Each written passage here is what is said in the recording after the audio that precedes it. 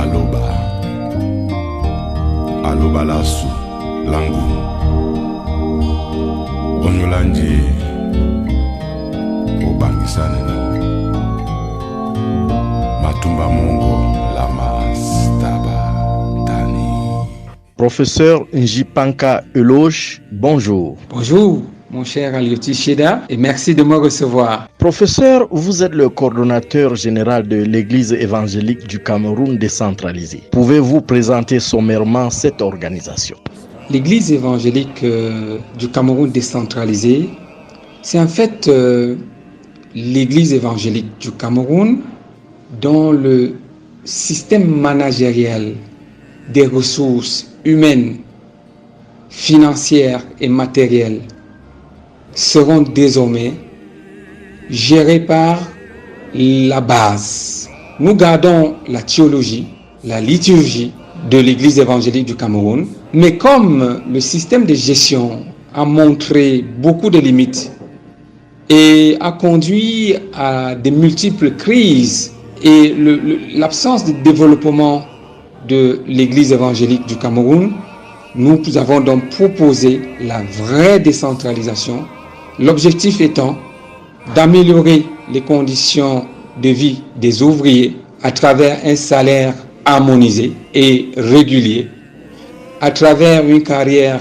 appropriée et surtout le développement des stations dont les ordonnateurs des dépenses seront désormais les laïcs. Voilà, résumé, l'Église évangélique du Cameroun décentralisée. Alors, dites-nous, monsieur le coordonnateur, quelle différence établissez-vous avec l'Église évangélique du Cameroun, jadis connue, et votre organisation qui est une nouveauté dans le monde de la communauté chrétienne?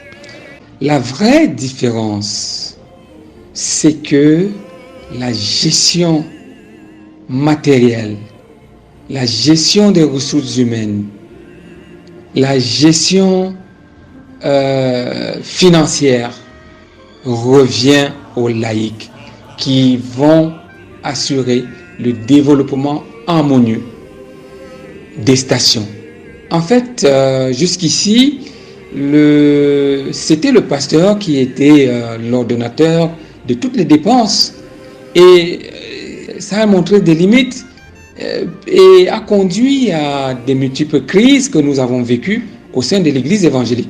Alors, l'autre différence également, c'est qu'aujourd'hui, nous constatons que les polygames sont admis à l'Église évangélique du Cameroun.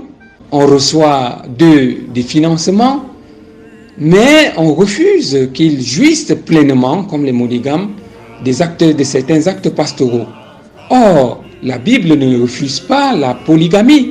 Et donc, avec l'Église évangélique du Cameroun décentralisée, les polygames seront traités au même titre que les monogames.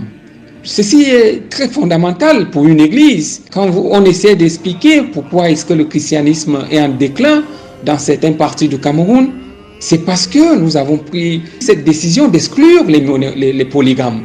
Et donc nous arrivons avec cette décision à résoudre un problème social et également à marcher en conformité avec Dieu. Nous sommes pour une église qui respecte des idéologies chrétiennes et la polygamie n'est pas exclue. Dieu n'a pas refusé la polygamie. Alors, comment comptez-vous déployer sur toute l'étendue du territoire national? La première des choses serait de notifier la tutelle des associations de la création de l'Église évangélique du Cameroun décentralisée. Et ensuite, présenter aux chrétiens cette vision, expliquer aux chrétiens. Et je dois vous dire qu'aujourd'hui, beaucoup de chrétiens ont accordé une oreille très attentive et ont adhéré massivement à ce changement managériel. Parce que nous ne touchons pas le fondamental de l'Église évangélique, qui est la théologie et la liturgie. Mais nous déployons pour qu'il y ait un management qui puisse satisfaire un grand nombre qui conduit donc à l'épanouissement des ouvriers et à un développement harmonieux des chrétiens. Et donc, c'est la sensibilisation de proche en proche. Nous partageons dans les réseaux, dans les radios, et jour après jour, nous constatons que beaucoup de paroisses se rapprochent de nous, nous invitent à venir expliquer à leurs chrétiens cette vision. Et nous rapprochons de ces paroisses et puis on échange. Et au lendemain, on nous confirme l'adhésion de la paroisse. Donc, comme je l'ai dit, ce n'est pas un schisme, c'est un souhait de changement, de vision. Et je dois vous rappeler une chose, c'est que l'Église évangélique aujourd'hui n'a pas de bureau légal. Et donc, aucun bureau, parce que le bureau même actuel jouit d'une illégalité pour avoir été suspendu à travers le bureau de transition qu'il a imposé. Vous avez la grosse du jugement.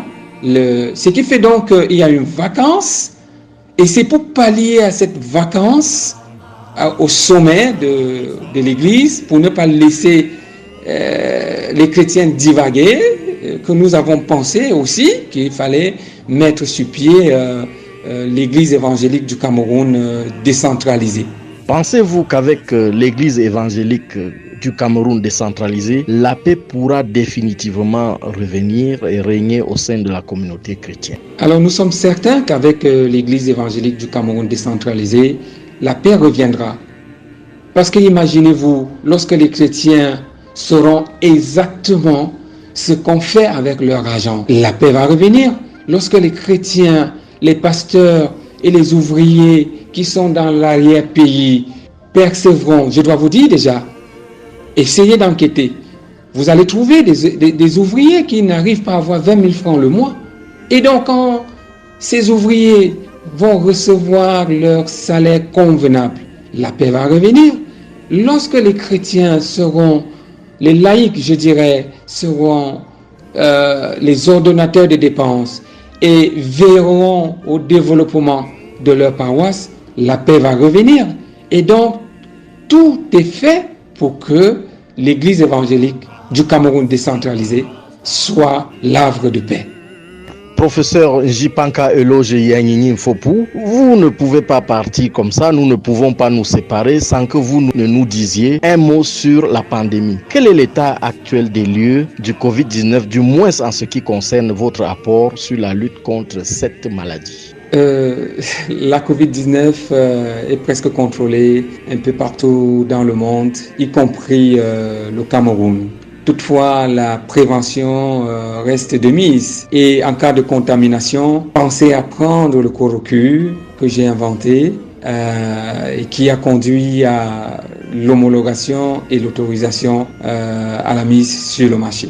Je vous remercie. Professeur Njipanka Eloge, vous êtes sur les zones de la Runa FM à Bafoussam et notre entretien est relayé par les médias partenaires et les réseaux de communication numérique. Merci de votre disponibilité. Je vous remercie, mon cher Alioti Cheda, pour cette opportunité que vous m'avez offerte et je salue toute la population de l'Ouest. Merci. Runa FM, la radio 100% émotion.